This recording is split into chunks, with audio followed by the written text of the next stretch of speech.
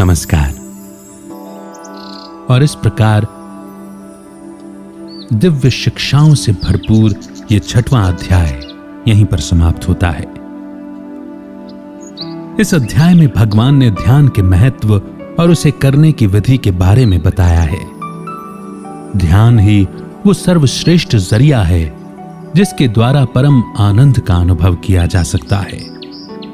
इसमें इस बात को साफ साफ बताया गया है कि सन्यासी वो नहीं होता जो अपने कर्मों का त्याग कर दे, अपनी जिम्मेदारियों से भाग जाए या घर बार छोड़ दे, बल्कि सन्यासी तो वो है जो अपने कर्मों के फल की चाह नहीं करता और घर परिवार में रहते हुए अपनी हर जिम्मेदारी को बखूबी निभाता है। योग का रास्ता उस मनुष्य के लिए आसान हो जाता है जिसने अपने मन इंद्रियों को काबू में कर लिया है, जो खान पान, सोने और जीवन के हर पहलू में बैलेंस बनाना सीख गया है।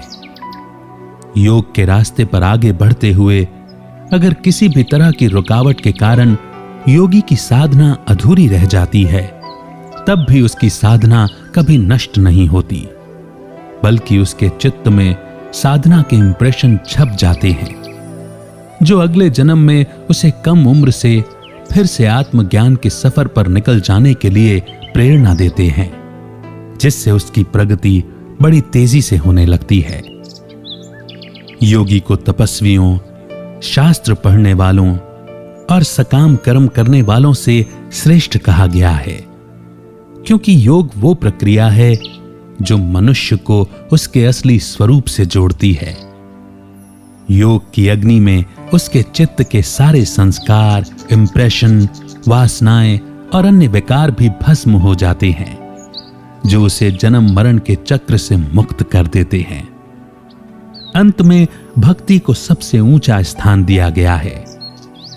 जो योगी पूरे विश्वास और समर्पण के साथ परमात्मा में ध्यान लगाता है, उसे समस्त योगियों में सबसे श्रेष्ठ कहा गया है, क्योंकि अगर परमात्मा में श्रद्धा ना हो तो योग की साधना सच्ची साधना नहीं हो सकती।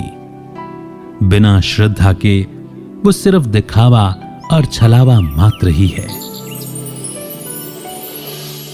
तो अब बताइए, इस अध्याय में सबसे अच्छी बात, सबसे अच्छी सीख जो आपने आज इस अध्याय को सुनते हुए ली है, वो कौन सी है?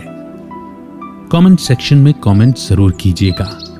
बहुत जल्द अगले अध्याय को लेकर फिर होगी आपसे मुलाकात।